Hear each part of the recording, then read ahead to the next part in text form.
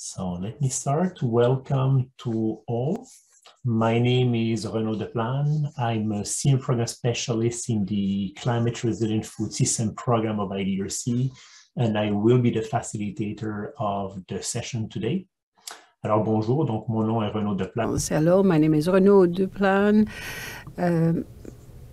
I work in the climate resilient agriculture systems at IDRC. I'll be the facilitator today. It will be done in French and in English, and you're invited to ask your question in either language. So we have a service of simultaneous translation, which is available if you need. And to access it, please choose a channel for the translation by clicking on the globe at the bottom of your screen. If you don't see the globe when you move your mouse to the bottom of the screen, you may need to expand a little bit your screen and you will see it appearing. And then you can just click on the language of your choice. Donc, les présentations et discussions aujourd'hui vont se faire en anglais et en français. So the presentations today will be in English and French. You are invited to put your questions in both languages, in either or languages. We have simultaneous interpretation services today, and if you'd like to access those services, please click on the globe icon at the bottom of your screen and select the language of your choice. If you do not see the globe when you move your mouse over the screen, it is possible that you simply need to expand your window to include the globe to see the globe appear at the bottom of your screen. Asking you to please rename yourself, starting with your first name, then the last name and organization by clicking on the three dots that appear on the top right of your picture, so that we have a better sense of who's actually participating into the meeting. This meeting will last about 90 minutes. We will start the event today with some introductory comments on the context of the IDRC response to the COVID-19 and food system, and by a quick presentation from the Food System Foresight Group that worked with IDRC to synthesize the lesson of the work that was supported by the center. You will then hear a quick presentation of key lessons from that report, a report that you all received with the invitation to the meeting, and that we hope you had a chance to actually consult prior to the event. We will then have comments by three experts regarding interest and the usefulness of the report. And finally, we've planned for about half an hour for discussion with the various people in the audience. I'd like to please mention that the meeting is being recorded, but that we will only use the presentation of the synthesis and the three comments that will be made on that synthesis for further dissemination. The question and discussion period will not be recorded, so please feel free to express yourself freely. We will ask you to please keep your microphone muted when not speaking, and to use the raise hand function if you want to speak. And the raise hand function is located on the little smiley face at the bottom of the screen again. So don't hesitate to raise your hand or to type something in the chat if you want.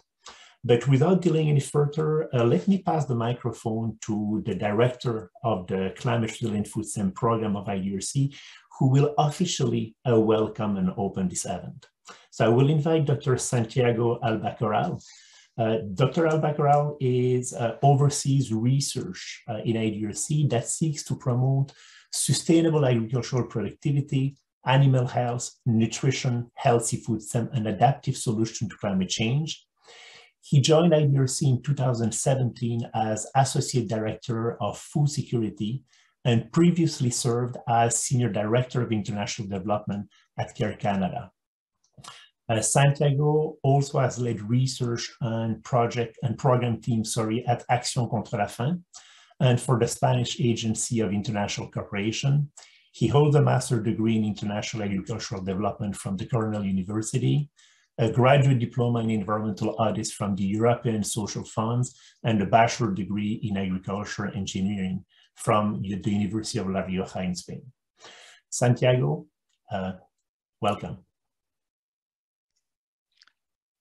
Thank you, Renaud, and thank you for giving me a doctorate that I never got. So my mother will be very happy that I'm not a doctor, but I'm surrounded for many of you that are, and that's a pleasure. I mean, Thank you all of you for joining us this morning, this afternoon, this evening. I am speaking to you from Ottawa. Ottawa is in the unceded land of the Algonquin and Anishinaabe people. And I think we need to recognize that and the work that the Algonquin people have been doing for centuries and millennia on keeping this land that we see today. A quick presentation, or just for any of you that don't know IDRC. IDRC is a crown corporation. We have a mandate from the Parliament of Canada from the last 50 years to support research and knowledge in the Global South. In particular, last year, a new division was created, the Climate Resilient Food System, with a vision for the next 10 years of really transform the food systems and at the same time that we face the challenge of climate change. At the moment that we were launching the new vision for climate for IDRC, we were hit by the COVID-19 crisis. In that actually made IDRC to shift over half of our budget in that year and commit around 55 million Canadian dollars into programming to respond to the COVID crisis. This was how we have been working around 65 countries in areas of rapid research, funding opportunities, the initiative of health for refugees and vulnerable population in COVID, responses for equity and economies, working with the Global South, artificial intelligence for COVID response program. And in particular, we decided to invest around $5 million in the impact of COVID-19 into the food systems, the COVID-19 Food Systems Initiative. We wanted to address not only the impact of pandemics, but also to analyze the efficiencies of the responses that different governments and different institutions were given to the crisis. The panel today is going to be speaking about what do they find when they were looking at the impact of COVID. Probably not a surprise for anybody in this panel, and many familiar names that I can see in the participants, that COVID did exacerbate the problems that we were already seeing in the spaces of equity and resilience. The magnitude of the impact, the disturbance generated on food systems, called to all of us for a serious reflection on how we transform, how we build not back, but forward better after the crisis. What is the capacity and the resilience of systems, and overall the capacity and resilience of individuals and women and men that are in the front line of the food systems. The lesson generated can be used to better inform responses, not only for today's crisis, but for future shocks, wars, economic crisis, extreme climate events. All together, we can build in the evidence that the teams today are going to be presenting, so that the food systems that we develop, the food systems that we create, that we transform, are more inclusive, are healthier, and are more resilient and sustainable, so that we are able to respond in that way. The panel today is discussing the key lessons emerging for the work that the IDRC supported, and to discuss the added value and the use of the lessons to inform all this future. I'm really happy to see this. This was an incredible effort for IDRC's team and the teams that join us today in providing sunlight to the crisis of the COVID, and to help us really informing and influencing the way that IDRC looks at the future of climate resilient food systems. I'm very happy to start to pass the voice to Angela to give us, and I think Sandra as well is going to be in that space, what do we learn from those research, and very warm welcome to all of you in joining us today. Thank you very much. Merci beaucoup. Over to you, Angela. Thank you so much, Santiago and Renaud and the rest of the IDRC team for having me today. I'm so excited for this learning opportunity. I'm joining you from the unceded land of the Munsee and Mohican tribes, known today as New York's Hudson Valley.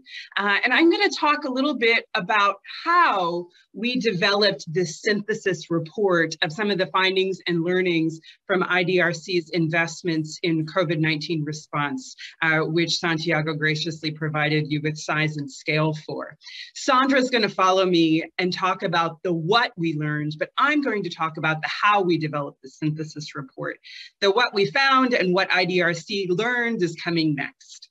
So, to talk about the story of how we developed the synthesis, we need to turn our clocks back a little bit to June of 2021.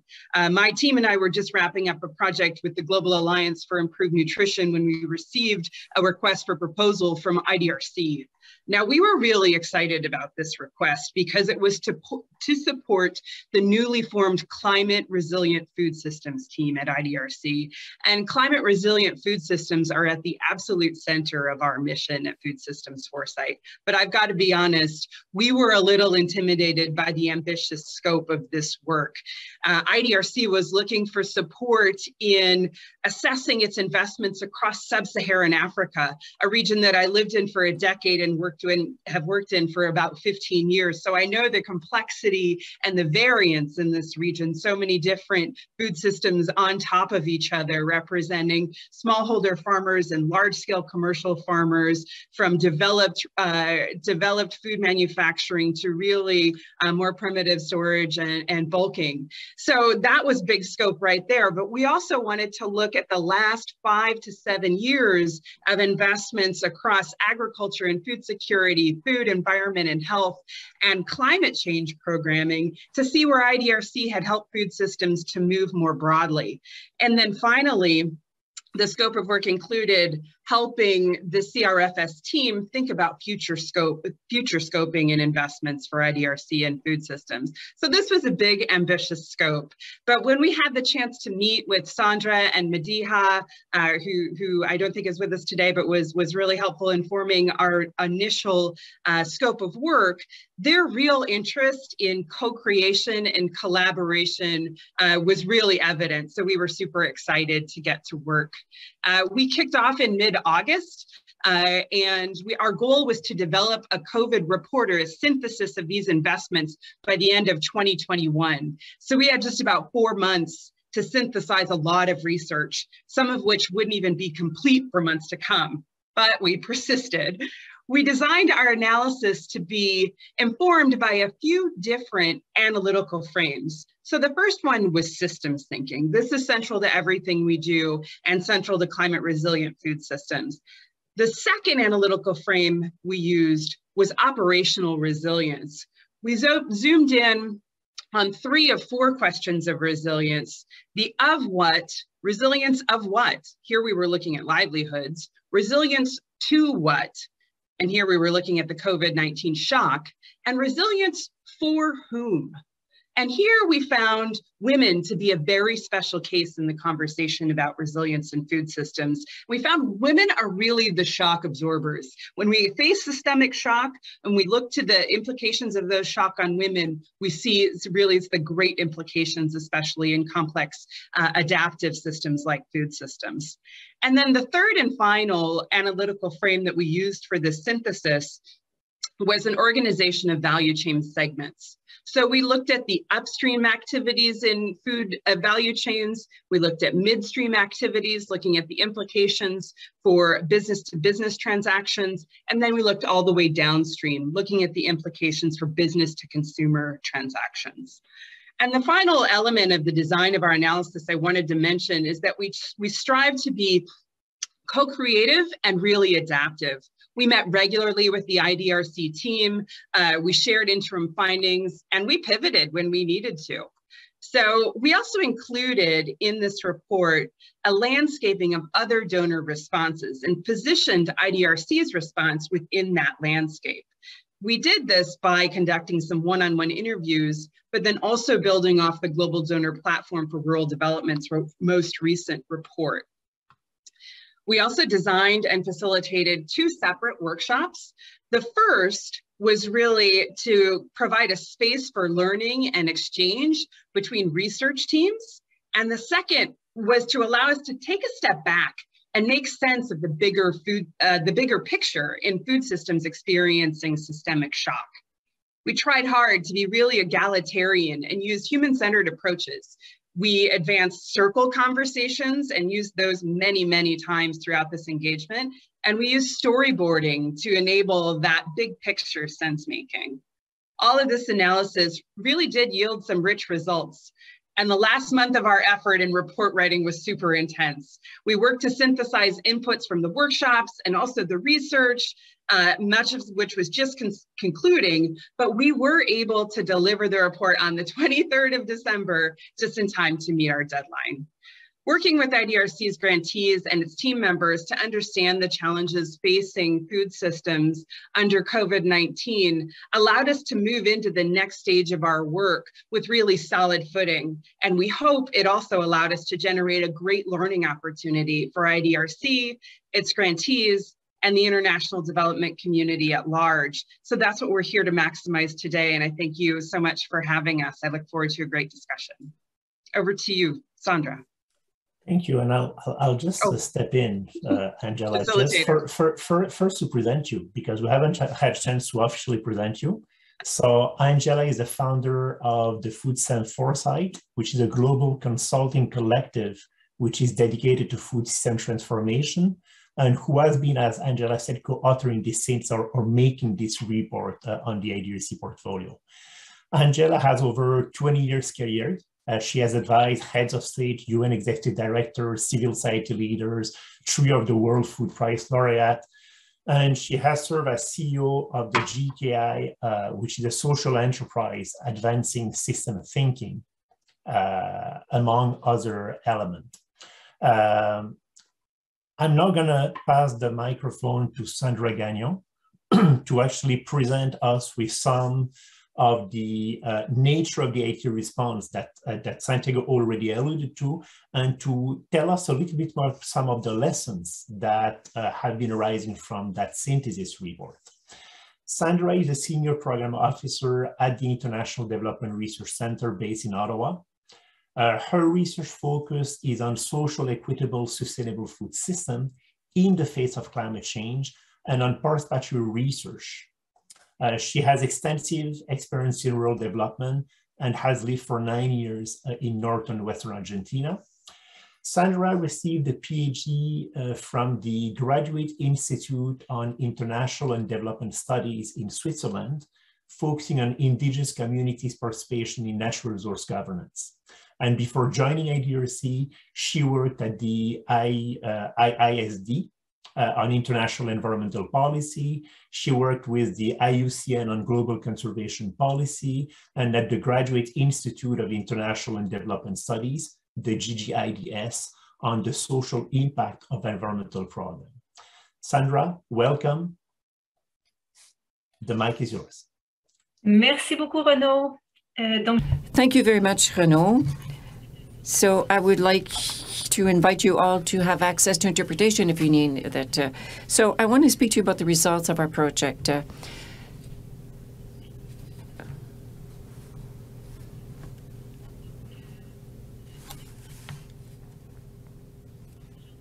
So today I want to speak to you about the results of our project, rather briefly, because I know that you have received the results and the details in the synthesis that we shared with you. First of all, I want to talk about the IDRC's response on the pandemic and its impact on food systems. There were 2 projects that were developed by one of our programs, and then I want to speak about the work that we did, and I will present a synthesis of our major projects, and that includes the impact that we're able to see on all the chains of value at all levels, including at the consumer level. We'll also look at the impacts of responses on the community and on other players. And also, I want to be able to look at the main lessons and recommendations that we were able to pull together. And finally, we want to be able to look at how these lessons can be relevant with respect to our thinking, with respect to the limits on the food systems and their transformation, and a long-term approach as well.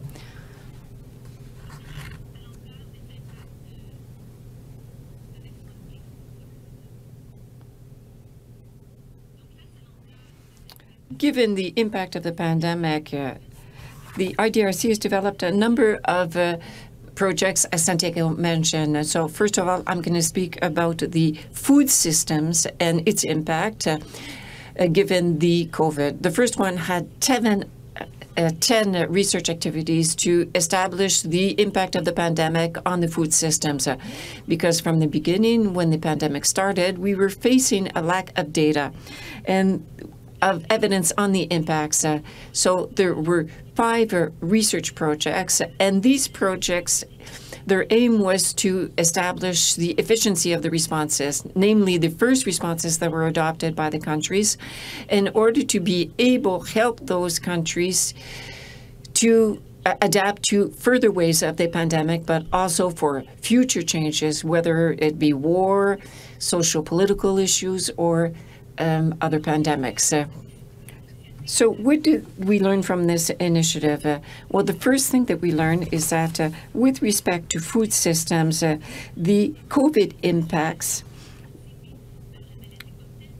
the impact rather were not necessarily generated by the disease, but rather the measures that were put in place to contain it.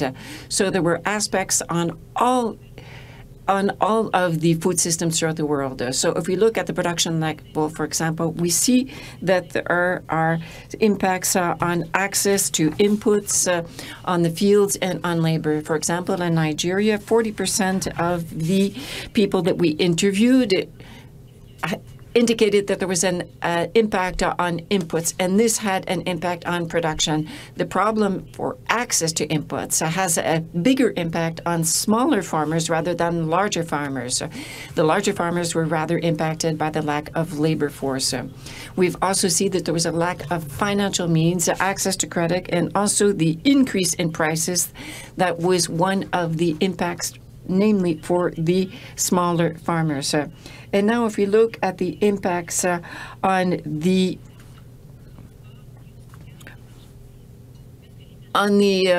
impacts on the value chain, first of all, there was an impact on commercialization, on transport, on storage as well. And this was namely for perishable products as well.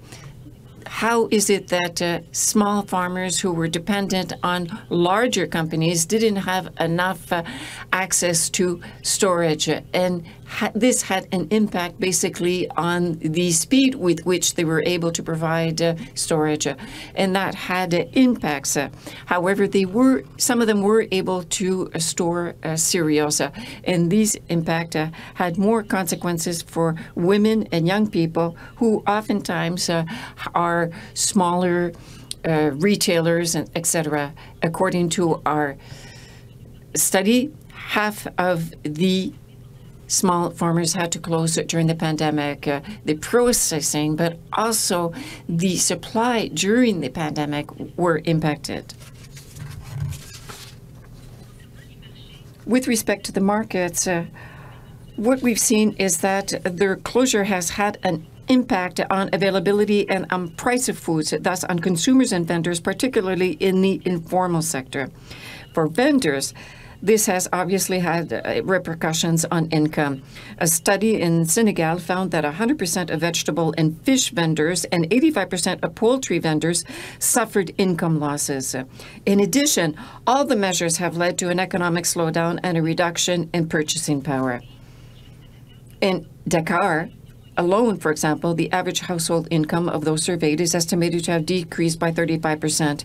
The data also showed that the economies of livestock attendants, who rely heavily on mobility, were negatively affected in 8 West and Central African countries.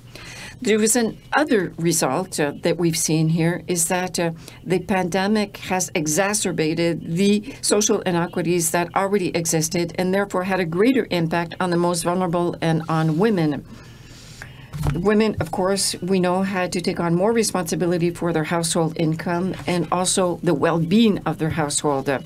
But this didn't only have negative impacts because one of our studies in Ghana and Senegal showed us that the majority of women interviewed indicated that they had a greater say in decisions regarding household expenditures given their new role as the primary income generator in the household. They gained in autonomy.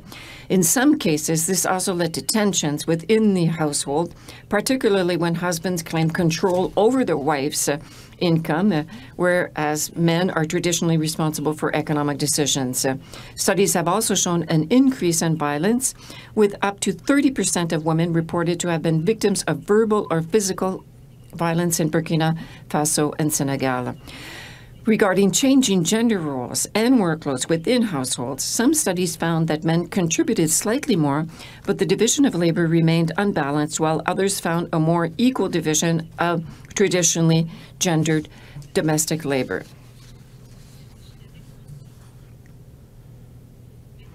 And now, with respect to the effectiveness of measures that were adopted by governments and other system actors to manage the effects of the pandemic disruption on food systems. All of our studies that analyzed government responses found that they did not take into account the most vulnerable groups, such as informal vendors who were most affected but had difficulty accessing the work permits or business licenses that were imposed during the pandemic in some places. Emergency food distribution programs were effective for some, but the targeting of beneficiaries left many behind. For example, in Senegal, one of our studies showed that 40% of the households who should have received aid had been excluded. Our studies also noted that the adoption of non-government measures exacerbated the impacts on women, despite the fact that all studies show greater impacts on women. For example, in South Africa, targeted voucher policies and subsidies to formal food businesses left low-income women engaged in informal production and trade out of the picture, increasing their vulnerability relative to other system actors. As for the measures adopted by the producers, we saw in our studies that some had to make changes to the crops planted, the size of the plots, and in their agriculture calendars. Some had to fall back on family labor, for example, when foreign labor was no longer available. Others were forced to sell their livestock or sell their produce at low prices. Many were forced to modify their marketing channels, notably by using intermediaries, leading to a decrease in their profit margins, as was the case in Senegal and Mali for more than 2 out of 3 farming households. At the household level, many have had to cut back on spending, particularly on health and education for children, by reducing the number and quality of meals per day, or by reducing consumption of meat and dairy products. Some have had to dip into household savings, sell household items or other assets, and in the most severe cases, beg or migrate. Women also had more responsibility within the household, and studies showed us, for example, that they had to assume different roles, namely by working in different sectors, by selling products door to door. Well, often it was done legally, but not always. And also, the household work for women increased because there were more people who had to stay at home during the lockdowns. But there were also many businesses have had to adopt their models because of online commerce, even the smaller vendors who were using platforms. Many adopted, again, their models, even smaller vendors who were using like WhatsApp or motorcycle delivery to be able to maintain their commerce. With respect to border closures, the data shows us that these closures have not stopped cross-border transport, but have increased its cost and associated risk. Some traders, for example, have been forced to resort to bribing customs officials or finding intermediaries for the cross-border activities. But some have had to resort to cross illegally, using routes less known to the authorities, but more risky, perhaps, especially for women, many of whom have reported being subjected to violence. If we now look at the lessons and recommendations that can be drawn from our studies, first, there's a need to strengthen existing social protection programs. For example, regular updating of registers of food insecure or vulnerable individuals and households, or who could become part of those groupings. Adopté avant la pandémie avait été plus efficace. Pour renforcer la résilience des systèmes alimentaires face à des stress comme une pandémie, il faut renforcer les chaînes de valeur, les infrastructures locales, diversifier les chaînes d'approvisionnement et renforcer les chaînes courtes. Les données de nos études ont montré dans l'ensemble que les chaînes d'approvisionnement courtes, qui sont moins dépendantes des fluctuations des marchés, se sont avérées plus résilientes et moins risquées pour les acteurs à faible revenu. Tandis qu'à l'autre extrême, la dépendance aux importations et aux chaînes d'approvisionnement mondiales ont été plutôt corrélées à une résilience moindre. Donc, il faut s'assurer une balance entre les deux et s'assurer qu'on a à tout le moins certaines chaînes d'approvisionnement courtes au niveau local pour les acteurs plus vulnérables. Nos études ont aussi montré l'importance d'assurer en temps de crise le maintien de l'accès aux exploitations agricoles, aux sites de pêche et aux marchés. By maintaining access for smaller farmers and producers and also access to agricultural inputs. And we've also seen in our study the importance of ensuring the integrity of food chains in a crisis by maintaining access to farms, fishing sites, and markets for small farmers.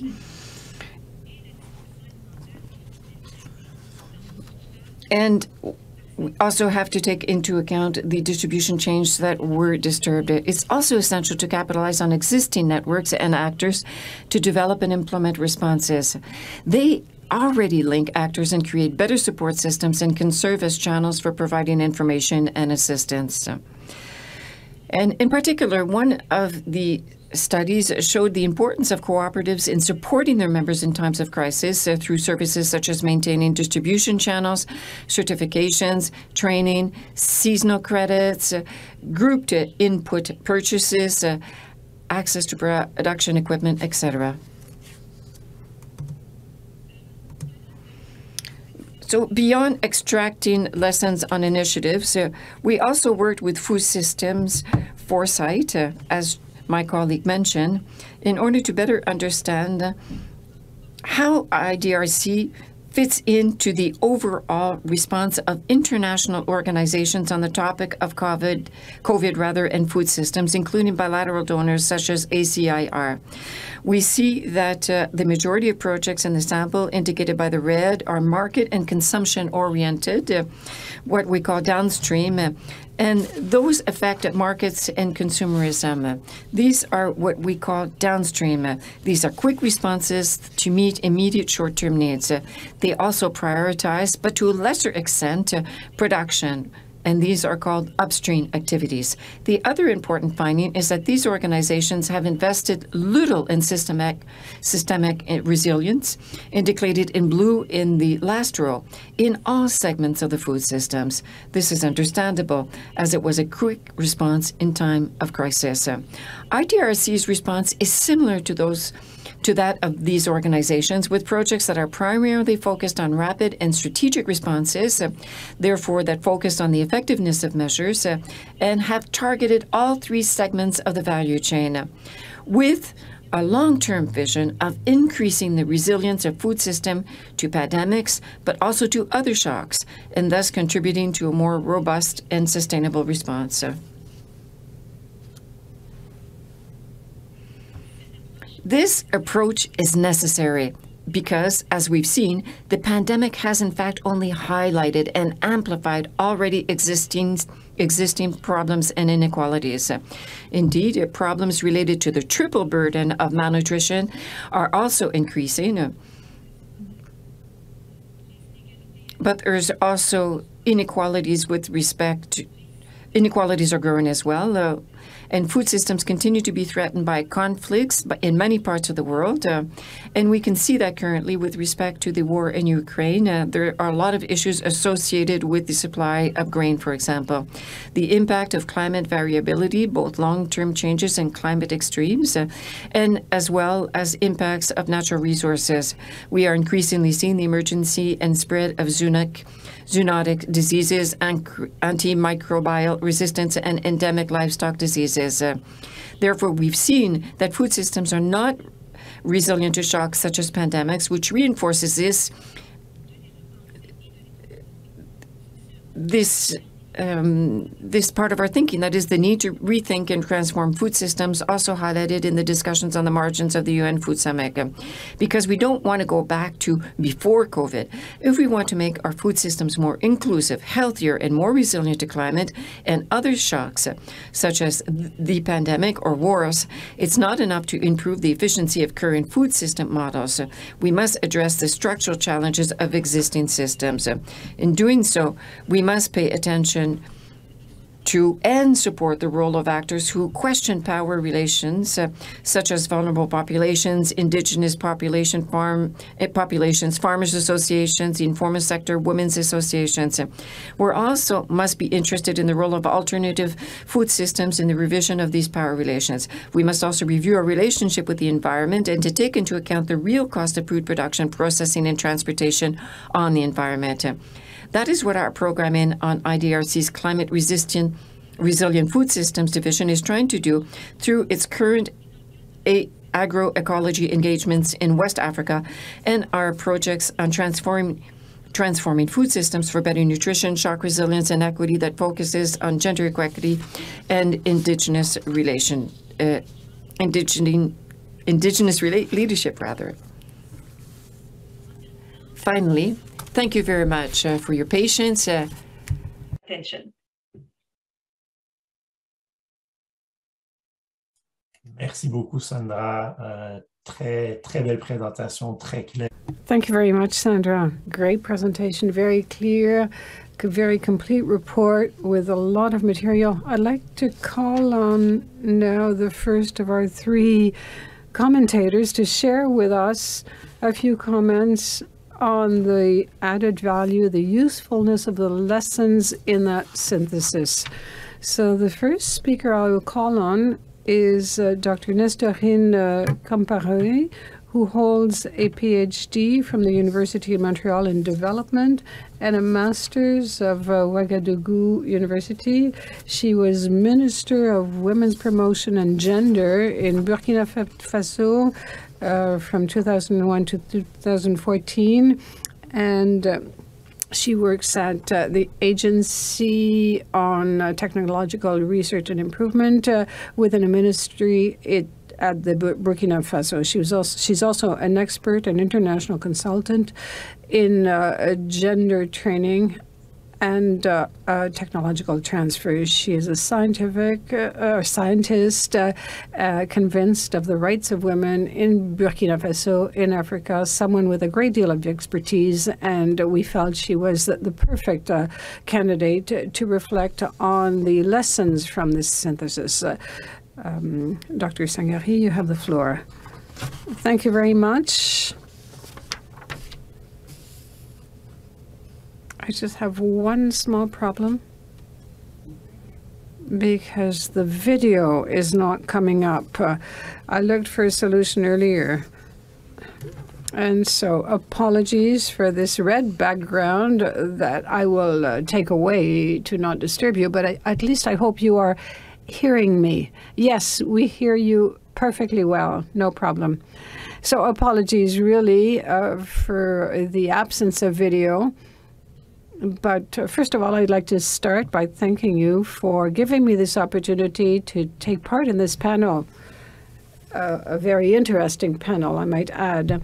I'd like to thank you. I wanted to thank you especially because it's very innovative work, very original work that has to do with an unusual situation because we've never been witness to this type of world situation.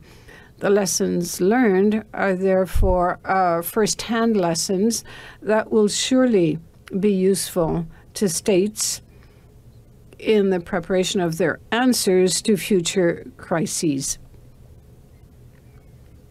So what I wanted to start with is the methodology used to do this work. Reflections on the system, the production system, the value chain system, but also the attention that was placed on the relationship between actors in the response to the crisis. I find that conclusions are very relevant, but not only because they are conclusions based on evidence that we saw firsthand, but also because the recommendations are very relevant. In my comment, I wanted to focus on a few points that appear very important to develop to me, should we continue this work. So the first thing is taking into account the existing systems. Given the existence of the crisis, in our context, it was the dry season. It occurred during the dry season. Had it occurred during the rainy season, the reaction would not be the same as it was in the dry season. So that's a very important consideration, because from March on, when the crisis started, we were at the beginning of the period of food shortage in rural areas. Nonetheless, it wasn't a real shortage in the sense where it was based on family agriculture. The crisis really affected the urban settings. In rural areas, the crisis was felt to a lesser degree, as opposed to urban areas, where people depend on the production coming from rural areas. And isolation and COVID cases were detected mainly in urban areas. So in our experience, what was interesting is that the disease affected heads of state, ministers, the elite leaders. They were the first affected. There was an incident. The ambassador of Italy took part in a summit meeting, and he contaminated our leaders. And what happened is that the perception of the disease was determined by that, because generally people did not feel affected. They thought it was a disease of the rich. And so when we suggested isolation measures, they refused and they resisted. They didn't want to isolate. And they said that they would not stay at home because they needed to go out on a day-to-day basis to purchase food, to prepare food. So they resisted isolation, and markets remained open despite the health measures.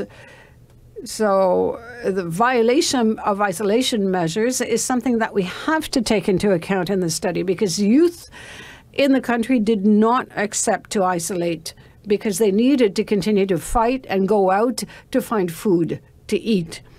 So you have to keep that in mind. I also think that marketing was affected in terms of procurement of food. We don't have conservation systems, and because we don't have food storage conservation systems, and because of that, foods were not able to be sent to urban areas. So we're lacking this storage system. So we need a distribution system that might operate without the producers being there with their products. So we need that kind of system so that in the presence of this kind of crisis, procurement can still occur. Let me talk about the impact on division of work in households, because time is short. The crisis affected a meal preparation. And meal preparation is a women's business. And procuring food, it depends on women. And subsistence in urban areas depends more on women. And so there was an increase of women's responsibilities to find food for the households because men could no longer do that. And so women had to go out to find food for their families, for the household, and they also additionally processed the food and prepared it. So their role changed. They had to procure the food over and above transforming it and preparing it to sustain their family. So the challenges connected to the division of duties was such that women's responsibilities were increased. So in terms of impacts, and that is in line with one conclusion in the study, we see that when there's a crisis, women have more to do. It's as though men take a step back and leave it up to women to find food, to prepare food, and to give food to the children and to the men in the family.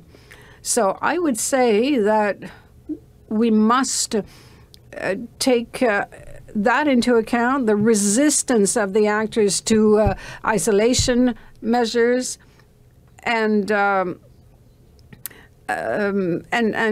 think of what happened. They preferred staying inside the house and dying for lack of food as opposed to going out and contracting the disease. So we have to take that into account in the future. It's emergency assistance that's needed then. And so those that we needed to support in times of COVID are different from those that we normally support in terms of a food crisis. We were meant to support urban citizens in times of COVID, and yet our food security systems right now aim at supporting rural populations. So we have to take that into account. We have to think of vulnerabilities of populations in urban settings who got food rations rather, and so they had to go out looking for food before the isolation measures were lifted. So there were great discrepancies there. We focused more on relaunching markets as opposed to supporting those who needed help. And we need to rely more on community associations as opposed to political responses. And so that's what I wanted to add. Reviewing public budgets is a step that was taken later, not in the middle of a health crisis. These are all elements that we need to take into account in the context of our reflection. And on that, I'd like to thank you for your attention. Thank you very much, Ms. Sangaré, for these very relevant comments with regard to dynamics between rural environments and urban environments, and on the issues of perceptions associated with that pandemic and the impact on households. I would now like to call on Dr. Marie-Christine Cormier-Salem to share her comments. Social Sciences at the Institute of Research for Development, IRD, since 1982. She's a member of the local Heritage, Environment and Globalization Research Unit based at the Musée National d'Histoire Naturelle in Paris, in France. And since January 2019, she's been serving as director of the Agropolis Fondation based in Montpellier, France. Dr. Marie-Christine Cormier-Salem combines history, social geography, and political ecology to understand local strategies in the face of globalization implemented in various regions of the world in the South, notably in West Africa and Vietnam. She is working on issues such as the value of adaptation to climate change, environmental justice, and local knowledge from a gender perspective. She's been appointed as an IPBES expert and was previously involved in the assessment of biodiversity and ecosystem services in Africa from 2015 to 2017, and is currently involved in the assessment of sustainable use of wild species. So, Marie-Christine, without further introduction, I will invite you to take the microphone. Merci beaucoup. Merci beaucoup, Renaud, et merci. Thank you very much, Renaud, and thank you very much to Angela, Sandra, and Nestorine for their very inspiring words. I have to say that I'm feeling a bit frustrated because there's a lot to say and very little time. So I will focus directly on my comments. We're talking about the relevancy of this report, and I will do that in general terms. Then I'll go to points that I feel need to be clarified or where we might have questions. I will also talk about lessons learned or to be learned and recommendations for the future. So in very general terms, it's true that this report is extremely strategic and very relevant in the context of COVID. But of course, it becomes even more relevant given the war in Ukraine. Sandra mentioned that the war in Ukraine affects Europe first and foremost, but in this interconnected world, it overhauls food systems the world over with huge consequences for African countries and sub-Saharan countries, with the increase in cost for grains and cereals, wheat, maize, corn. Sandra has shown that. And it's very telling because the object of this report is to increase our resilience to future systemic shocks that should become more evident in our global economies. More and more, we will have to face unusual situations, crises, shocks. And what we see with the war in Ukraine is a major risk of going back to production-based models that might be the solution to these crises, to the detriment of production systems that are more sustainable. Whereas we know that in terms of production, we've never produced so much, and yet food shortage is increasing. A high percentage of peoples everywhere are too poor to procure food, and there's also climate change. So the main problem is not a problem of production. It's a political problem of weakness with our models, our approaches to food. So we really have to focus on that. It's not a production problem. It's a distribution problem or political problem. So I was a little bit surprised with the methodology, with some elements that were presented as negative impacts that could appear as positive impacts. And in the second part, they are reworked in terms of measures and responses. Among others, we saw that one positive impact, quote unquote, because, you know, we can't adopt this very binary approach of what's negative and positive, but there are problems with fish stock, for instance, a more diversified approach. And I'd like to come back to the balance of power and the role of women. Women are the front of the chain. They are more and more held responsible, but also because of that, they've become more independent because they procure resources. So we need to look at that. I think it might have been relevant to compare the same sectors of different countries. When we compare fishing in Malawi and Senegal, that's not really comparable, but those are details. There's also things that need to be clarified when we talk about processors. There are small scale and very large scale processors. I mean, you can't compare a fish processing industry in Senegal with women processing fish in their village.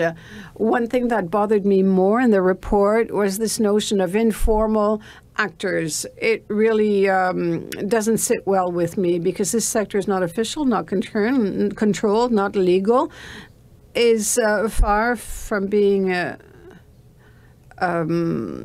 unstructured. And thanks to this informal sector, or so-called informal sector, we can create a safety measure, and we can see the role of these local actors, their nimbleness, and they can face these challenges. So we really have to be very careful. It's with greater flexibility and adaptability to change that is required. And it's not a question of wording. I think it's profoundly present in our presentation, this notion of informal sector.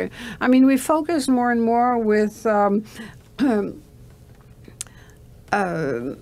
the place of different actors, intermediate actors, transformers, etc. And what it showed is that IDRC has to get involved in longer-term projects. And so the report clearly highlights the limits of our liberal, capitalistic, extractivist models. They need to be reviewed so that we can move forward. It's true that the portfolio of projects, and there are only 19, so not really representative of everything that gets done. We can't compare urban and rural areas, as my colleague said, as Nestorine said. But what's really interesting is that there's also perspectives and approaches that are put forward, whether they're holistic, long-term, multi-actor, pluri-actor. We see that this report is this first step with the importance given to this webinar to draw lessons and to work collaboratively. So there are works that need to be consolidated. There are themes that emerge.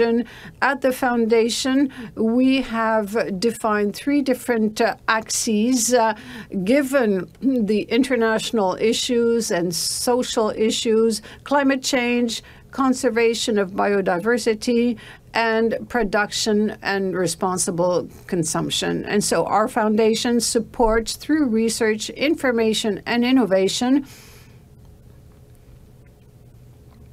supports these axes and works with the scientific community to provide solutions that would be transformative given these world issues by using multidisciplinary approaches, intersectoral approach from the field to the fork to the table, and focusing on different scales, from local to world, but also an articulation of time spans, short and longer. We also focused on projects on food and food behavior, a whole program called Source for Food. There was also another project, EcoP, on vegetable protein through a program that's called Propulse. The project really focuses on sub-Saharan Africa, and we want to use innovation to promote sustainable development of culture system and transformation of health. In Guadeloupe, we have a whole issue on local agriculture and can it contribute to improving the nutritional quality of foods and a reduction of environmental impacts in Guadeloupe. With respect to lessons, I think that what's important is to really come back to food systems that are limited by a territory, for the importance as well of diversifying basic foods and to also to look at what we can do with respect to local crops. We really need to ask ourselves questions with respect to what's happening in sub-Saharan Africa. And obviously, I'm not going to talk about everything, but what we need to do in order to be able to work with those people. So there's an issue of malnutrition. And those issues of malnutrition are due to industrial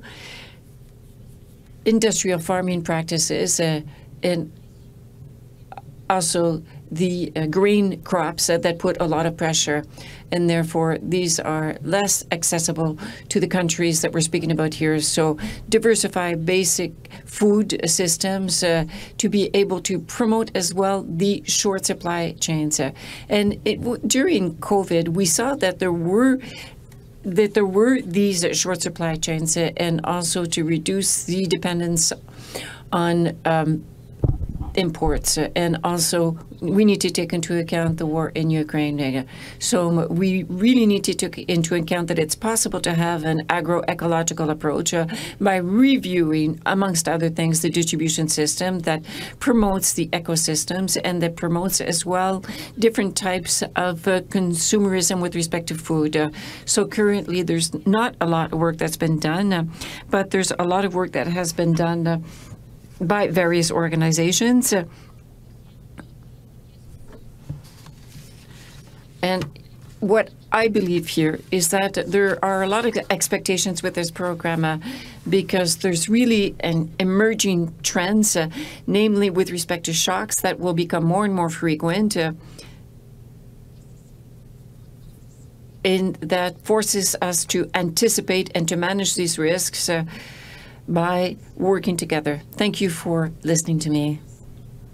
Thank you very much, Marie-Christine, for these comments on the report, but also your point of view with respect to the challenges that the food systems are facing, and also the similarities between your foundation and also what we are doing at the IDRC with respect to COVID, but also the work that we're doing with respect to agroecology in West Africa. Three commentators for this panel, Professor Ligiwe Marere Sibanda. Professor Sibanda is the director and chair of the African Research Universities Alliance Center of Excellence in Sustainable Food System at the University of Pretoria, where she leads a team of research experts in transdisciplinary research on Africa's food system. She is also hosted by the University Center on Advancement of Scholarship as a Senior Research Fellow. Professor Sibanda is an SDG 12.3 champion among the SDG target by 2030. She's a champion on reducing food loss and waste, and she sits on the Nestle World Vegetable Center and the One CGIAR board. She also holds the position of deputy chair of the I Am for Bulamayo Fighting COVID-19 campaign.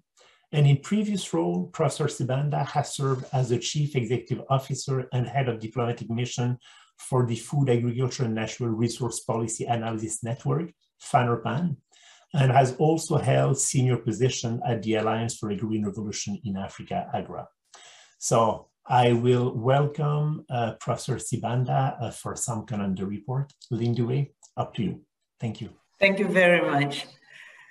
I realized we should have moved to Q&A, so I'll try and save on time and go bang bang because some of the points I had have already been shared by the previous speakers.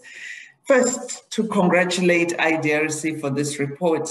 I believe every one of us has a COVID story to tell, but the real prize goes to those who document the story.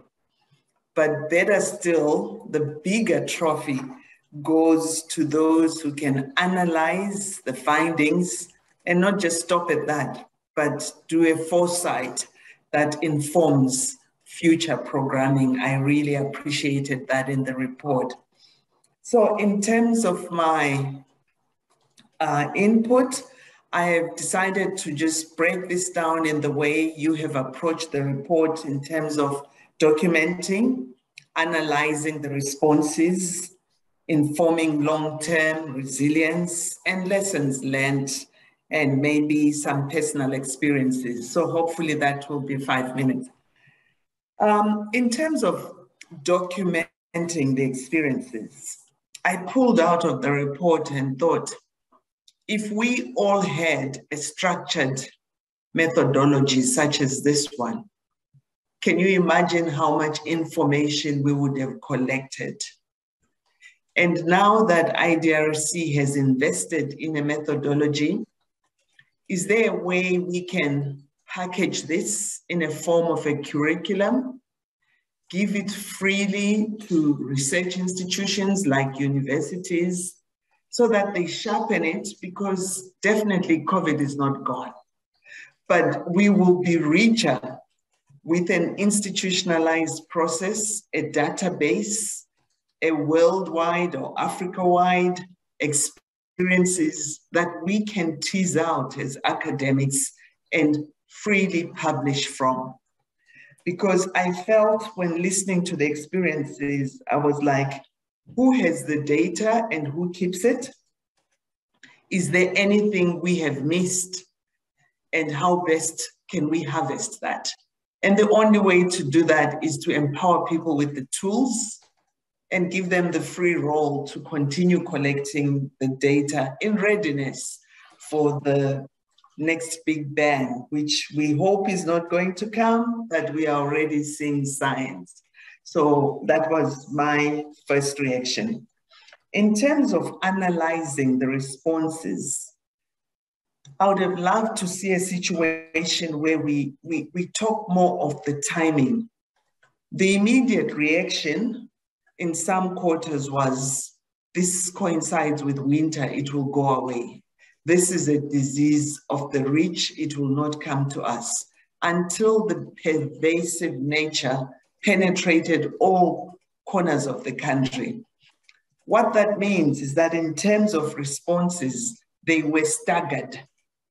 And I think we need a way in the analysis and the framing of the narrative to speak to a time series, so that when we do comparative analysis, we know what should be immediate reaction and what constitutes immediate reaction.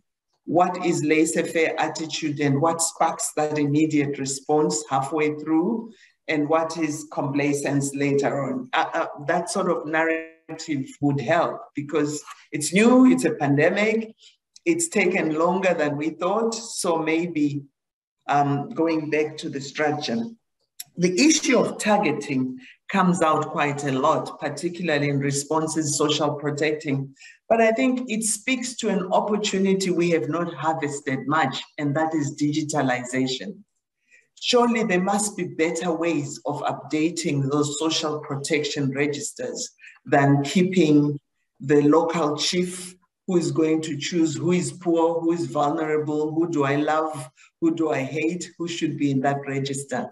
So maybe investing in more mechanisms for capturing vulnerability and improving our targeting. There's the issue of labor. We're talking food systems. I think one of the things we have not paid much attention to is that, I'm speaking now as a farmer, it has become very difficult to get workers who are keen to stay on the farm and who build a career as workers on the farm. Farm labor has become a temporary conduit to either mining, where I come from in Zimbabwe, or to the city. And yet, in the past, we used to have families that are resident in the rural areas and could provide labor. But COVID didn't just affect farm labor, it affected the whole value chain. So what is it that we should be doing in terms of studying the new way of labor or mechanization? Where can we alleviate the burden by sharing experiences on how to incentivize people to be laborers, but also not constrain them to their own growth trajectories. So the issue of perishables, I think we need to speak more to that. It speaks to farm waste, farm losses, and COVID exposed a lot of that. So I would love to see an analysis that looks at what interventions, research, and innovation are going into reducing farm loss and waste, because this was exacerbated by COVID, because those who didn't have cold chain, cold storage, refrigeration at household level and at farm level storage that was affected. Informing the long term, I love the issue of women coming up, but I think for me, it has created an opportunity to not just use food systems or agriculture as an entry point for empowering women. Let's take the health angle. What is it that we can do to empower women for resilience? Is it training them as nurse aid? Is it training them on home hygiene? What are the other opportunities that would be safe to do, but not allow men to then harvest the benefits? Then let me move on to now the whole study in terms of, I did talk about empowering universities. How about country to country learning? What is it that happened in some countries that we should take to policymakers? This has been good for this level, but I think there's still more packaging of country-to-country learning that can be done by IDRC. And then the next one is, we all rushed for preparedness of hospitals in the country where I come from, because we thought there would be a mass death. But what we did not focus on is using the opportunity for delivering nutritious food. It was still a quantity game of hoarding quantities of food And yet the nourishing food is usually the perishable food. And there we have not done enough investment on educating people of, if you're preparing for war, if you're preparing for lockdown, what sort of food should you buy and store? We spent more on toilet paper, I'm sorry to say, than on nutritious food that would have been nourishing through that period. Left with 5 seconds, but just to say congratulations, lots to learn. And I think it's a beginning of more exciting lessons we can pull out from this report. Thank you. Thank you very much, Professor Sibanda.